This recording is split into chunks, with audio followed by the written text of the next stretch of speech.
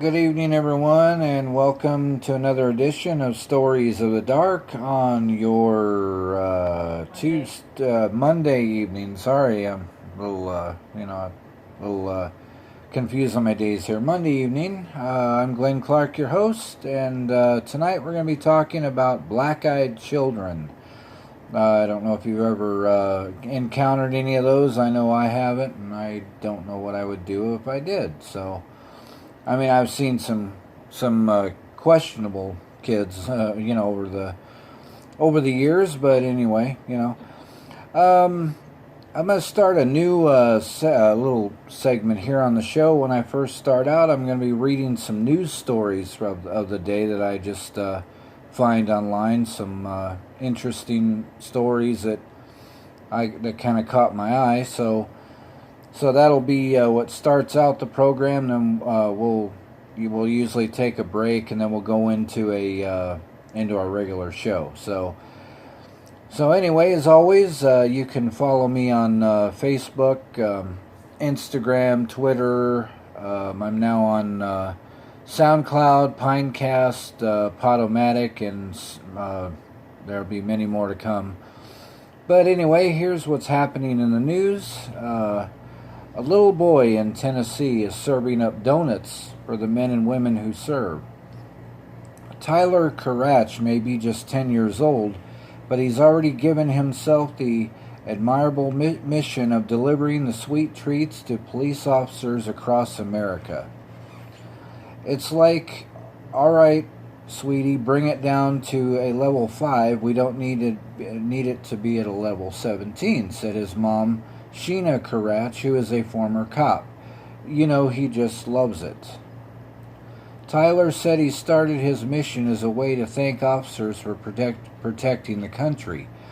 In their spare time, Tyler and his mom drive to precincts near and far to give officers donuts along with messages of gratitude.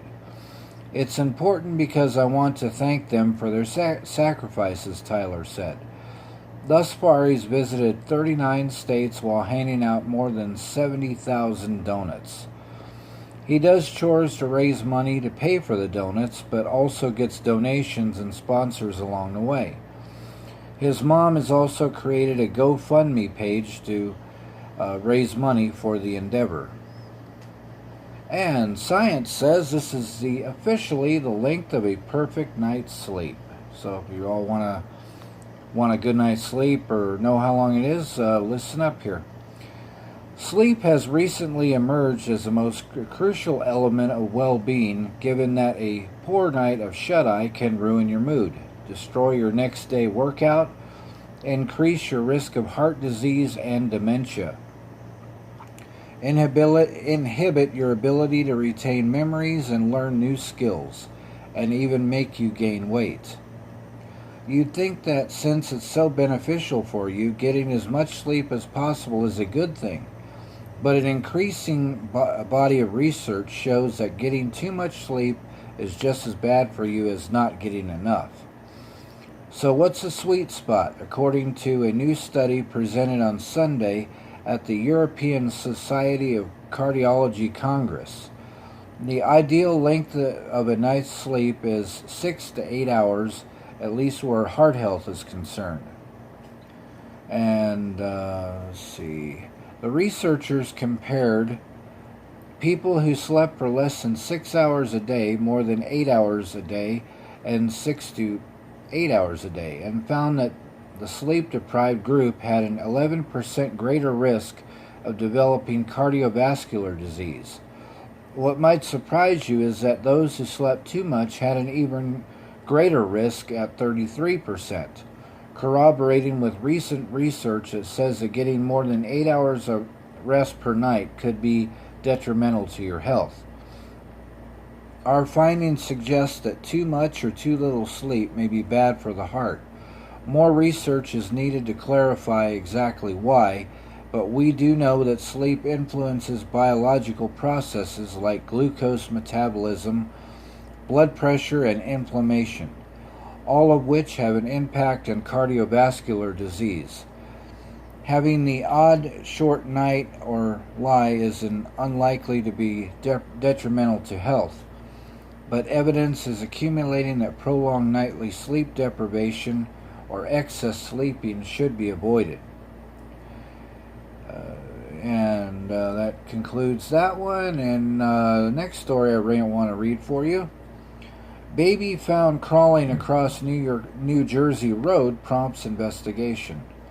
A baby girl found crawling across the New Jersey road Saturday prompted officials to launch an investigation, and a photo of the shocking incident has gone viral on social media. The motorist who spotted the child, Corey Cannon of Eatontown, told the Asbury Park Press he spotted the toddler crawling across the road in Lakewood at around 5 p.m. I thought it was a toy or something until she moved, he told the newspaper. I knew I needed to get some sort of proof, and my GPS was open on my phone. So I used my work vehicle to slow traffic down behind me, and took a pic as I was exiting the vehicle and halting oncoming cars. Cannon said he then watched as a neighbor came out to the street and returned the baby to her home.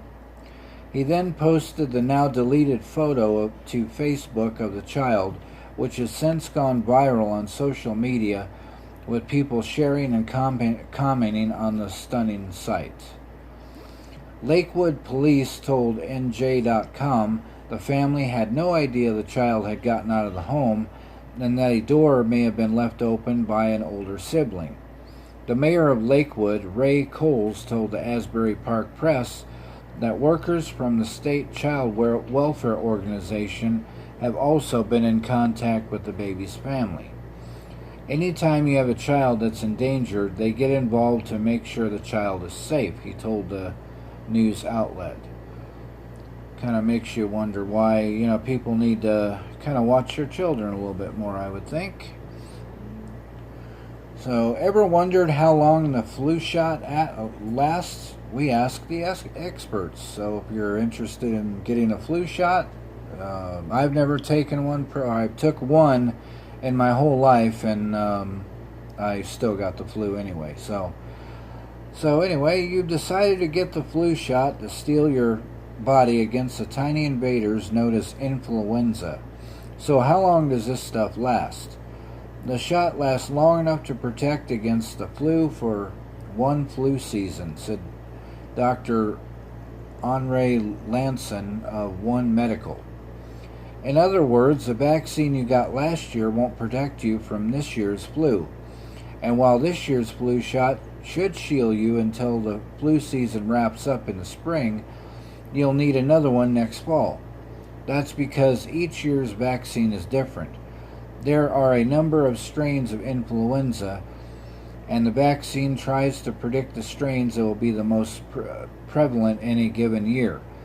But it's not a perfect science, said Dr. Stephanie Long, also of One Medical. The flu shot is specifically created for the upcoming season, which is why you should get vaccinated each year. Experts recommend that you get vaccinated before flu kicks up in October, or as soon as possible if you miss that window. How long you're protected may depend on your immune system, according to Dr. Jenna Sussex-Palooza at University of Southern California Internal Medicine. People who have great immune responses may have protection for years, whereas elderly patients or those with complex medical conditions may only have protection for several months, she told Pop Sugar. Either way, the message is the same. The flu virus itself mutates so rapidly that a flu shot is needed every year to keep up with the new strains of circulating influenza virus, Dr. Long said. You heard her, go get it. So if you do take flu shots, go ahead and do it. If you don't, then like I don't, then hopefully we don't get the flu. Because last year, from what I remember, was a bad one. So anyway, we're gonna take a quick little break here and play some music, and I'll come back and we'll start the program. I'm Glen Clark, and this is Stories of the Dark.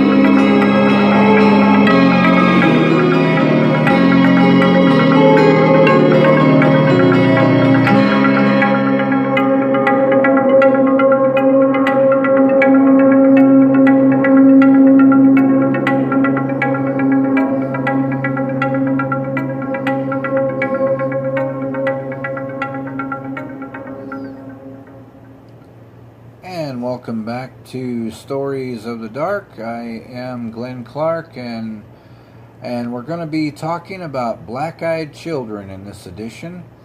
To start things off, I would like to I'll start off with a YouTube video.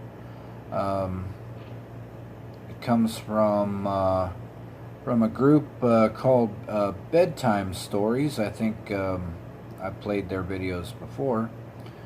So this is called the Black-Eyed Children. So I'll play this video, and then we'll come back, and I've got several websites that I'm gonna read from tonight. So I'll be right back after this video. I'm Glen Clark, and this is Stories of the Dark.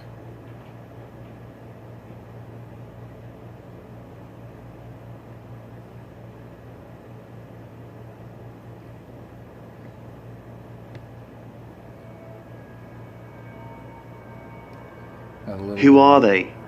Where do they come from? And what is their agenda?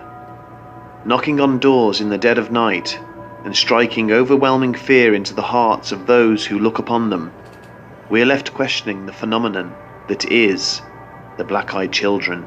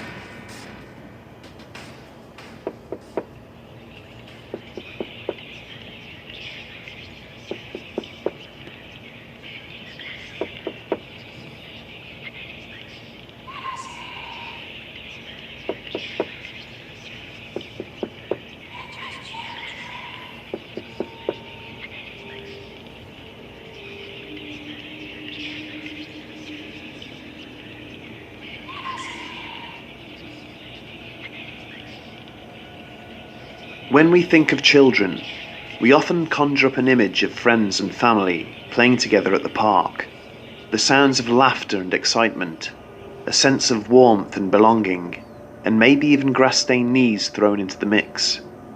Their world is generally one of fun and innocence, of love and security. Of course, this is unfortunately not true for every single child. Some are raised in broken or abusive homes.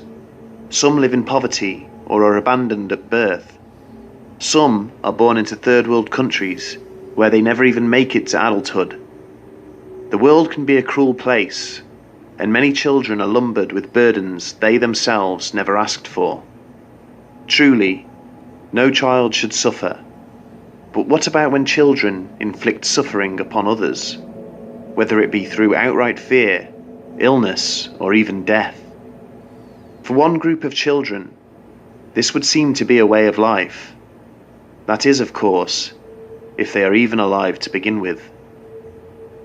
Thought mainly to venture out at night, black-eyed children, also known as black-eyed kids or BEKs, have become associated with strange deaths, hauntings, and have even been linked to the Men in Black. They have been seen all over the world, in many different countries, knocking on doors and windows, approaching people in secluded woodland areas, or whilst they are in their cars. They always ask to be let in, or to be given access to something their victim owns. Their most obvious characteristic is, unsurprisingly, their extremely dark and oversized eyes. Eyewitnesses often report them travelling in pairs, and are said to be struck with an inexplicable fear whilst in their presence.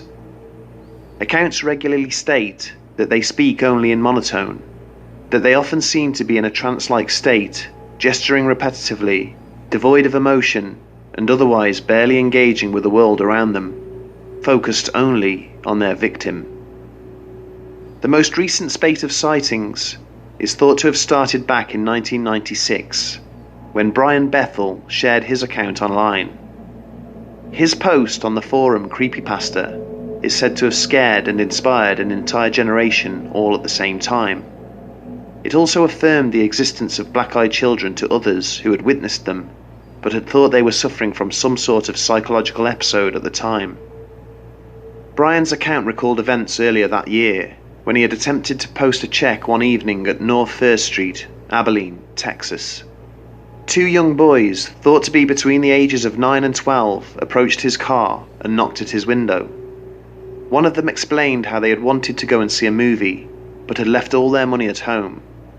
They asked Bethel for a lift, making an obvious effort to reassure him that they were just children and that they didn't live far away. Bethel was taken in by the boys' story, and especially their vulnerability, but just as he went to open his car door, he caught sight of their coal-black eyes. He was suddenly struck with an irrational fear as the boys became angry, ordering him to let them into his car.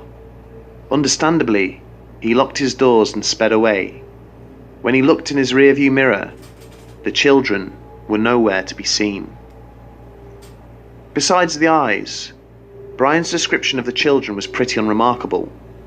One of the boys was said to be red-headed, pale-skinned and freckled, whilst the other was curly-haired and olive-skinned. Of the black eyes themselves, Brian described them as soulless orbs, like two great swaths of starless night. Following his post, the internet would prove a useful platform for like-minded people to share their own experiences. The number of other BEK sightings has grown rapidly in the past 20 years, perpetuated by the growth of social media, though contrary to what you may think, the phenomenon of black-eyed children is by no means modern. Encounters with BEKs stretch back over a century or more, peaking in certain decades and then declining over time, but never quite disappearing altogether. Questions have obviously arisen over exactly who or what these entities are, with theories ranging from the paranormal to the supernatural. Some even postulate that they are entirely human, but are suffering from some form of ocular disorder. It is believed that their eyes could be affected by black pigmentation due to complex problems with the iris, sclera, and pupil. This would render one's eyes completely black, the appearance of which would be extremely shocking and could cause feelings of fear to manifest in those who saw them. So if BEKs are human, and the black eyes are merely the result of a defect, do black-eyed children grow into adults? This is a much debated theory amongst investigators and internet forums, with witnesses themselves reporting considerably fewer black-eyed adult sightings. The experience of a middle-aged apartment manager, a woman from Portland, Oregon, USA, added weight to the idea that these children do indeed grow up. Due to her occupation, the 47-year-old woman often had to meet or open the door to people she had never met. However, one afternoon in 2004, she was approached by a youth who asked to access one of the properties. Said to have been between the ages of 16 and 18, the woman recalls being completely overcome by just how black his eyes were. Racked by fear, she remembers feeling how she was going to die. In the face of what she felt was extreme danger, she slammed the door in his face rather than inviting him in, and was in a state of distress for hours afterwards. Upon contacting her daughter for reassurance later that night, the woman came to learn about other BEK sightings. Indeed, there are a multitude of incidents involving black-eyed children reported within Portland itself. Whilst it is not known for certain, it is thought that black-eyed children may grow into black-eyed teens, and then black-eyed adults. In both the Bethel and Portland examples, the victims felt fear, almost as if they were under some form of psychological assault, and again, like Bethel, many other witness accounts describe a delay in even noticing the eyes are black at all. This has led some people to theorize that as BEKs get older, they may develop the ability to hide the fact they have black eyes altogether. In contrast to the theory of these children developing into adults, there are claims from the United Kingdom that the same black-eyed child has been haunting the same area for the past 35 years. The woods at Cannock Chase, Staffordshire, are said to be haunted by 3 dead children, murdered by serial killer Raymond Morris in the 1960s. And chillingly, the black-eyed child in question, a young girl, alerts people to her presence by screaming for help until somebody comes to her rescue. The wider area of Staffordshire itself has become a hotspot for paranormal sightings and has become notoriously linked with black-eyed children, especially following the publication of a book by author Lee Brickley entitled UFOs, Werewolves and the Pigmen. One particular sighting at Cannock Chase Woods on the 10th of October 2015 drew worldwide interest when paranormal investigator Tom Buckmaster announced that he had caught a black-eyed child on camera. Reported in the national press, the short clip was filmed in the Staffordshire woodland at around 7 p.m. and shows a white silhouette in the distance. The outline is clear to see, but could this really be the same black-eyed girl first spotted back in 1982? Buckmaster's team from Haunted Finders suggest that the figure is likely not human, as it is capable of producing its own light source. A modified radio system, also known as a spirit box, also revealed the sounds of footsteps and voices saying, "We're watching, we're looking."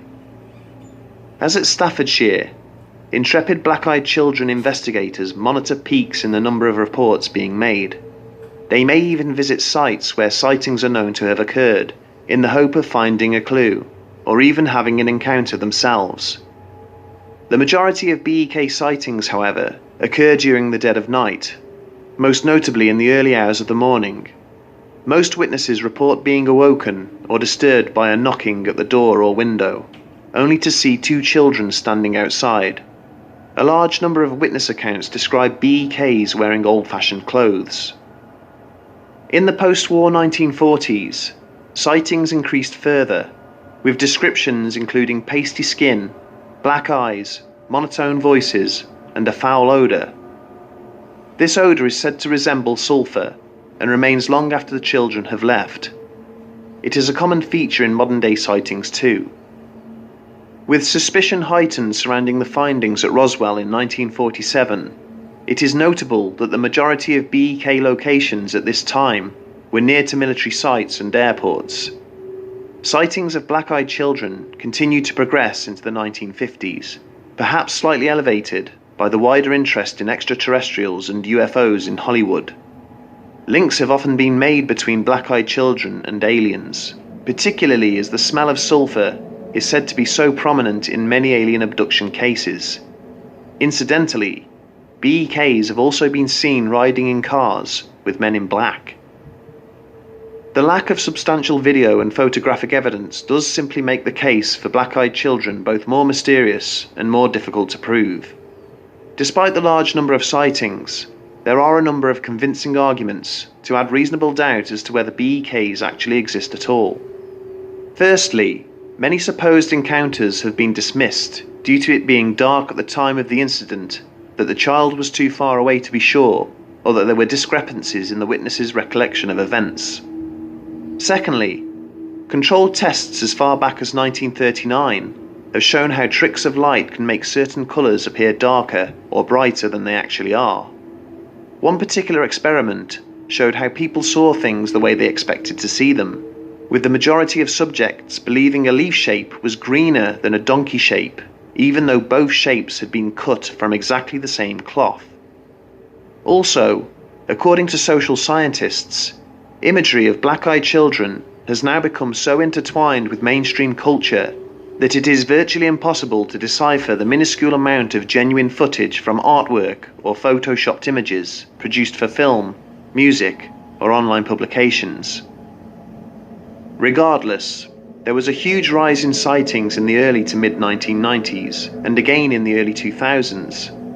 These eyewitness accounts continue to generate interest, and have grown considerably from the depths of cult minority. In 2012, a film entitled Black-Eyed Kids was produced using Kickstarter funding. In February 2013, even mainstream search engine MSN listed an article entitled Spooky Sightings of Black-Eyed Children, though it appears the story was removed just a few hours later. Despite suggestions that many BEK sightings are simply copycat stories of those that have gone before, an account given by the people of a remote reservation at Pine Ridge, South Dakota, USA, does not seem to fit with this explanation. The native Oglala Sioux people live a humble lifestyle and claim to have never heard of the BEK phenomenon before.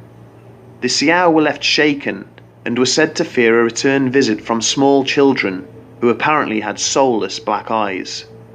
Multiple witnesses who live on the reservation state that the BEKs attempted to interact with the Sioux children on 3 separate occasions. They asked for access to the home, but were always refused. They spoke robotically in monotone and asked for food, and even blood on the final attempt. The adults also reported pets going missing at this time. In January of 2017, it is reported that they called in a shaman to bless the reservation.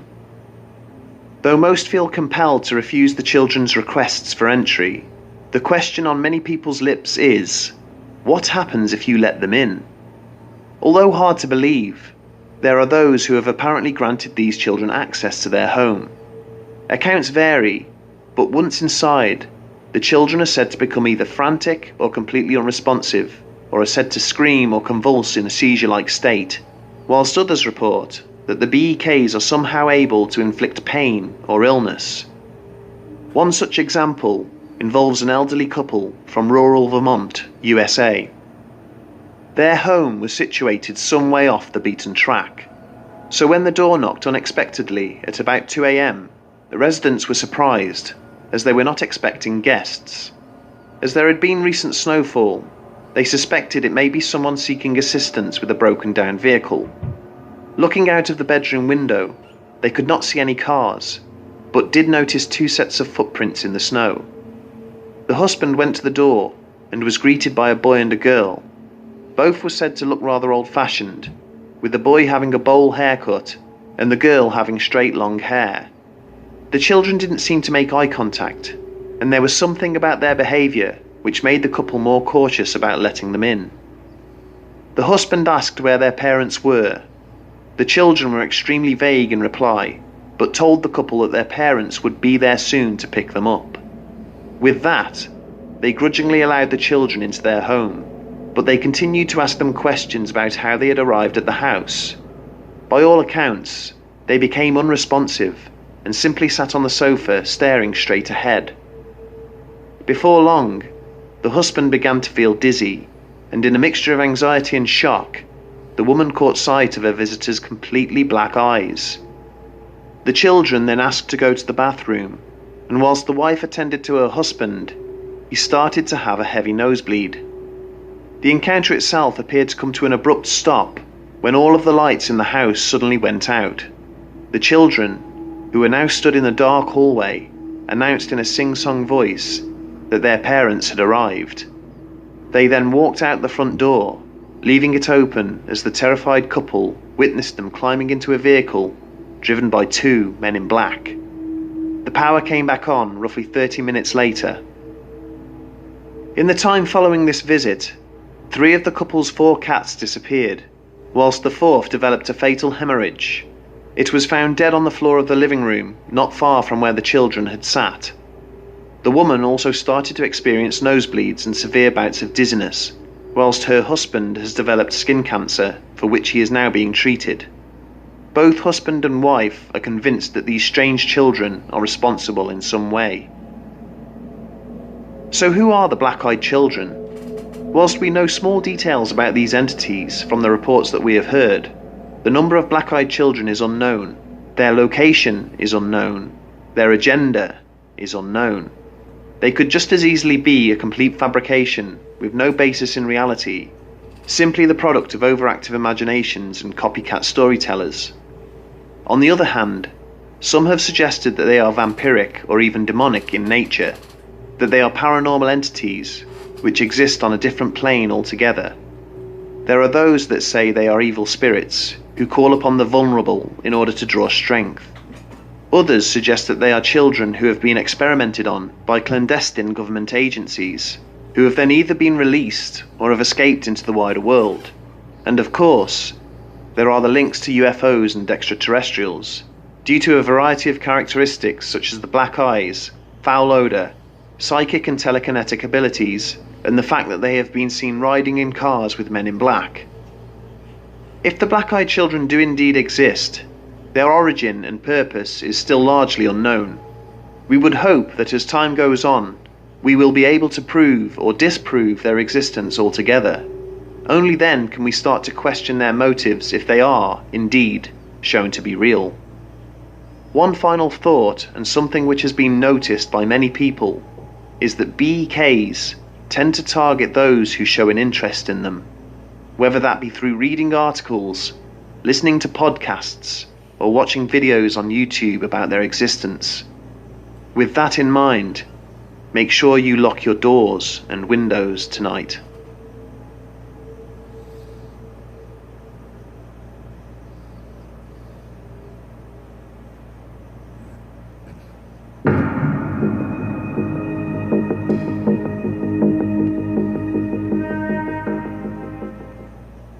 And that was Bedtime Stories with their video, The Black-Eyed Children. You can take a look at their work and subscribe to it if you like. It looks like they've got several interesting videos on YouTube. You can also like and subscribe to my shows and comment. Any kind of comment, I welcome those. Right now we'll take another quick break and come back, and then I'll play, probably read from the, I've got a couple of stories, one from Snopes.com that I want to read for you. It talks about the black-eyed kids phenomenon. So take this short break and I'll be right back. I'm Glen Clark and this is Stories of the Dark.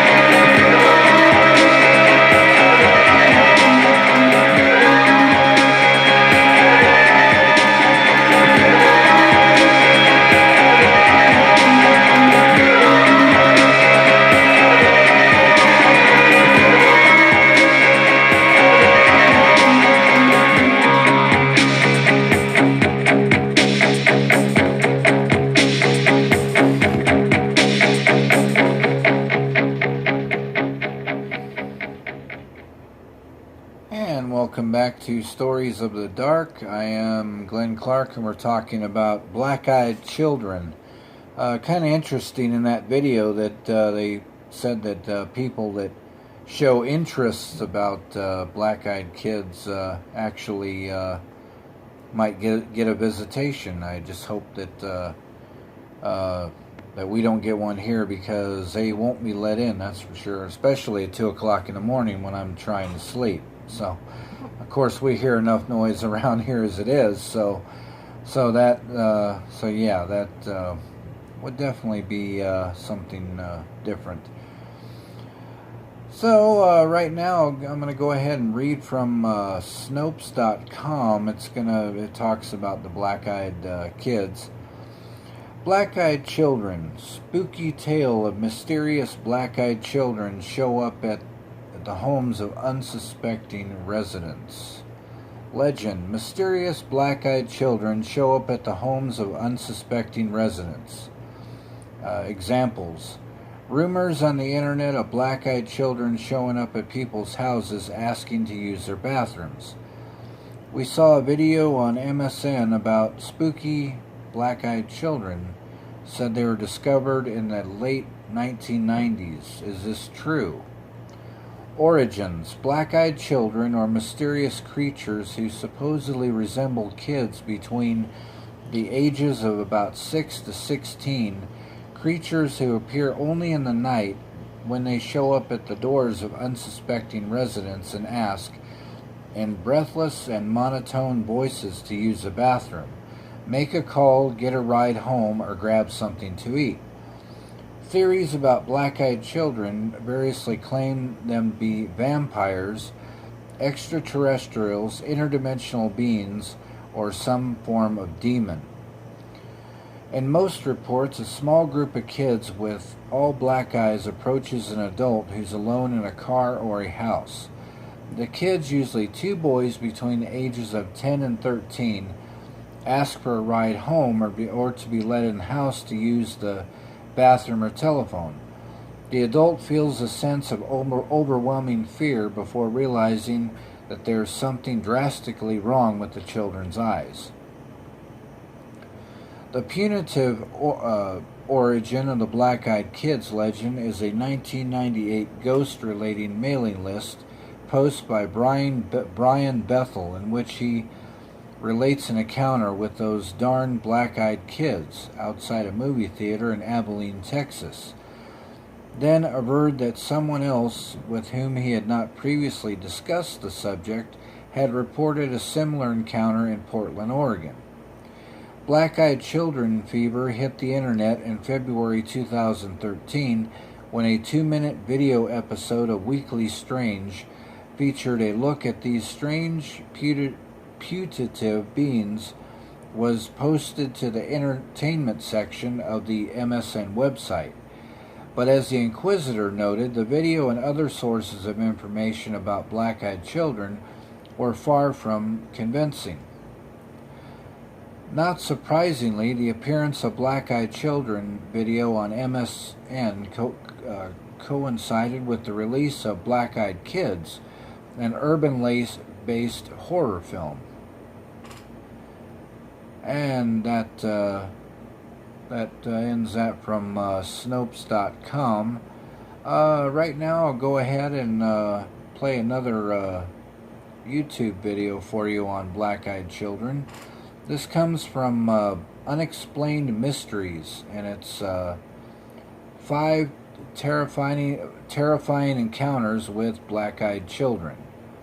So I'll play that, and we'll come back and talk a little more. I'm trying to get the video to queue up here. It doesn't really want to cooperate much with me, but anyway, I'm Glen Clark, and this is Stories of the Dark. Since the late 90s, black-eyed children have been an essential component of paranormal folklore. Those who report encounters with them often feel that the children were somehow supernatural and extremely dangerous, though they could not explain why. In this video we count down 5 terrifying encounters with black-eyed children. One night a man was dozing in the spare bed in his infant daughter's room when he heard a strange bump outside the house. Initially the man thought nothing of it, believing it to be the family cat, but the thumps continued. The man checked the porch but the cat was nowhere to be found. He then walked into the kitchen and found two figures loitering outside his front door. They knocked on the door. Both were boys around 10 or 11 and gave off a mouldy odour. "May we use your telegraph?" one of the boys said. To his horror, the man realised both boys had eyes that were completely black. Ignoring the old remark about the telegraph, the man told the boy he didn't have service in his house, and shut the door. As the man slowly made his way back to his daughter's room, the two boys thumped on the walls. The man clutched his daughter to his chest as the boys constantly knocked against the window. Their eerie eyes and awful persistence made the man too scared to fall asleep. He remained crouched on the floor of the room for several hours, fighting to ignore the knocks that occurred every couple of minutes. The moment his wife's alarm clock went off, however, the knocking ceased, and the black-eyed children were nowhere to be seen. This story was sent to me by a lady called Sandy. 10 years ago she was living in Phoenixville. It was a beautiful apartment with a good-sized yard and a beautiful Japanese maple tree in it. Back then it wasn't uncommon for kids to come and ask to play in the yard and climb the tree. Sandy was also a babysitter, so she knew most of the kids in the neighbourhood. It was the end of June and about 4:30 when she heard a knock at the door. Looking out the kitchen window she saw a child, and it sounded like they were asking to climb the tree.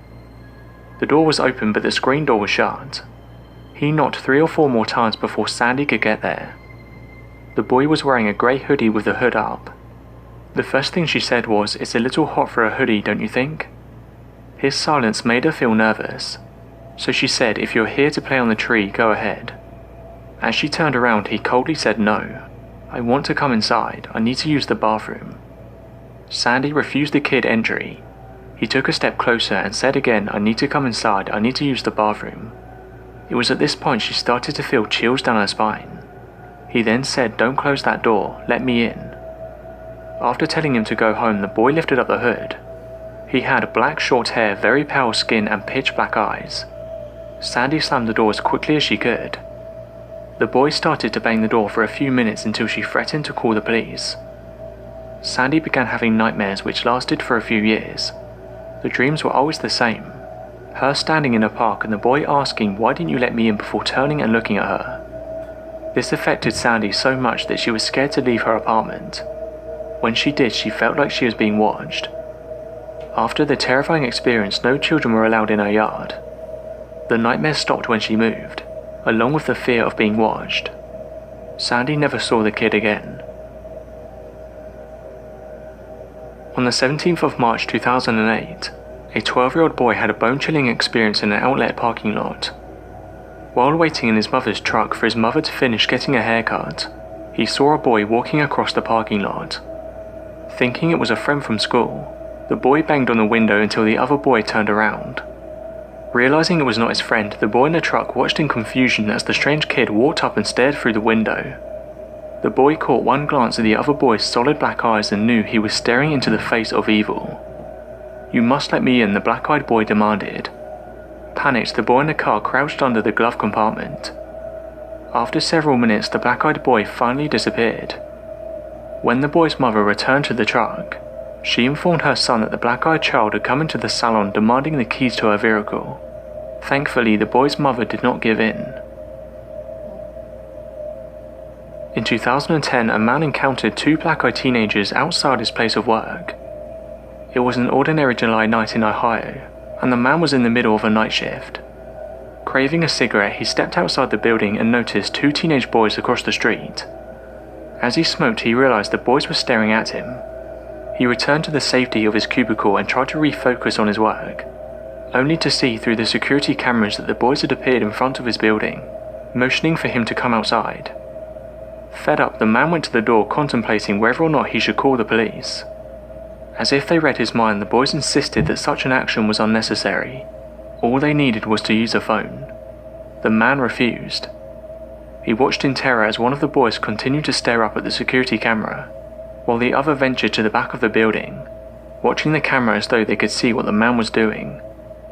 With frayed nerves, he contacted the police. watching the teenagers on the video feed the entire time. When the officer arrived on the scene, he could not locate the teenagers anywhere, despite the fact the man never tore his eyes away from the video feed. Pretty much all of these stories end with the individual closing the door on these black-eyed children, but in this story a couple let them inside. I'll be reading this story as it was posted. I live just outside of a rural town in Vermont. It's a tight-knit community where everyone knows one another, and people don't lock their doors at night. There has never been any need to. A little over a year ago, I woke up because I heard a loud banging on my front door. At the time, my husband and I lived in a small home on a dirt road. It was the middle of a snowstorm and the nearby hills get very slippery in the snow, so I thought that someone might have been in an accident and broken down. It's happened before. When I looked out the window, I could see that our motion spotlight was on. I could see that there were footprints in the snow that had come from our road and into our driveway, but there was no car anywhere. The snow was still covering the road and no one had driven on it for at least a couple of hours. Our front door was obscured from the window, but I could see that someone was standing there. I wasn't sure what to think, so I woke my husband up just to feel safer. While I was telling him what was going on, the banging on the door started again, and my husband went to answer it while I was stood in the hallway. When he opened the door, there were two children standing in the snow looking toward the ground. They were a boy and a girl and could not have been any more than 8 years old. They were dressed strangely and had odd haircuts. The girl's hair was very long and straight, and the boy had a dated haircut that looked almost like a bowl cut. They weren't dressed for winter. Thinking back on it, I know my normal reaction to seeing children in a snowstorm would have been to rush them inside and bundle them up with some blankets and hot cocoa, but that's not how this felt. The children were very unnerving. They would not make eye contact, and when my husband asked if everything was okay, they asked if they could come in. My husband looked at me and asked what to do. I then asked the kids where their parents were. "They'll be here soon," is all they said. It was around 2 o'clock in the morning at this point, so the only reasonable thought in my head was there must have been an accident or these kids got lost. As much as my instincts told me not to bring them inside, I did anyway. I went into the kitchen to make them some hot cocoa while my husband took them into the living room. While I was fixing the kettle, I could hear my husband talking to the kids. He was asking them if they were okay, where they came from, how far they walked, if their parents' car was broken down, things like that. But they always answered, "Our parents will be here soon." They weren't afraid to be in a stranger's home at all. I started to notice that our cats were all hiding except from the one who was in the kitchen with me. Normally our cats are very curious and friendly, and we have to be careful that they don't run out the door when we leave. This time none of them even tried to see who was here, which I thought was very strange. All of the hair on the cat's neck was standing up, and his tail was puffed up while he looked in the living room. When I bent down to pet him and see what was wrong, he hissed and started growling, and backed up until he hid himself under the kitchen island. I have never seen him do that before. When I walked back into the living room, the kids were sitting on the couch as still as can be, but my husband was holding his head in his hands. I asked him what was wrong and he said he just felt very dizzy all of a sudden. I turned back to the children to give them their cocoa, but when they looked at me I gasped. It took everything inside of me not to drop the mugs and run away. When they looked at me, their eyes were completely black. When they saw that I was scared, they stood up and asked if they could use the bathroom. I tried to be as composed as I could be and showed them down the hall. They went into the bathroom together and I hurried back to my husband to ask him if he'd seen their eyes. He said he'd seen them too, and said that it looked like his brother's eyes after a car accident. We were in the middle of talking about whose children they could be when my husband's nose started to bleed. He'd never had a nosebleed as long as I've known him. I just knew inside myself that this had something to do with the kids. I started crying while I ran to get my husband some tissues. That's when the power went out. I heard my husband yell my name from the living room, and as I started to walk back through the hallway, I stopped dead in my tracks. The two children were standing there at the end of the hallway. They weren't moving, and I've never been so scared in my whole life. They just stood there in the dark. After what felt like forever, the boy said, "Our parents are here," and they walked to the door, opened it, and walked out, leaving it wide open. My husband jumped up to close it. We looked out the window and saw two men standing by a black car at the end of our driveway. The men looked like they were wearing black-coloured suits and were very tall, at least 6 feet. When my husband waved at them, they just stared at us, got into the car and drove off. Our power came on about half an hour later, but nothing was the same after that. Over the next few months, 3 of our cats went missing. We can only assume that they ran away somewhere and never came back, but the worst thing was coming home to find one of the cats in a puddle of blood on the living room floor. He looked like he'd been vomiting blood. After my husband's nosebleeds became a regular occurrence, we went to see the doctor. My husband was diagnosed with an aggressive skin cancer. When the doctor asked us if he used tanning beds, we both thought he was joking, but apparently this kind of melanoma is linked to overuse of indoor tanning. The doctors think he'll recover, but don't understand how he got it so bad so quickly. My husband has never worked an outdoor job, and spends relatively little time in the sun. Since we let the black-eyed kids inside our home, I've also suffered from regular dizzy spells and nosebleeds on a regular basis. I've had other issues which I won't mention here, but trust me when I say I am suddenly in the worst condition of my life, and no one can do anything about it. I know that all of this is because I let the black-eyed children into my home. We've told everyone we could about the strange kids that showed up that night, but no one else saw them, and some laughed at how scared we were, but we know what we saw. I wish my husband had never opened the door. Now the story ends with the individual warning others about the black-eyed kids. Their advice is to lock your doors, call the police and wait for morning, and they warn not to make the same mistake as they did. So that was 5 terrifying encounters with the black-eyed children. Thanks for watching, and don't forget to subscribe for more countdown videos.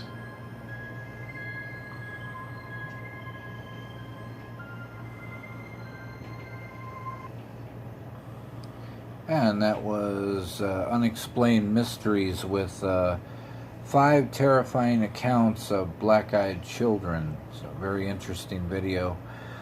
And with that, we're going to go ahead and end the program. This hour went by pretty quick.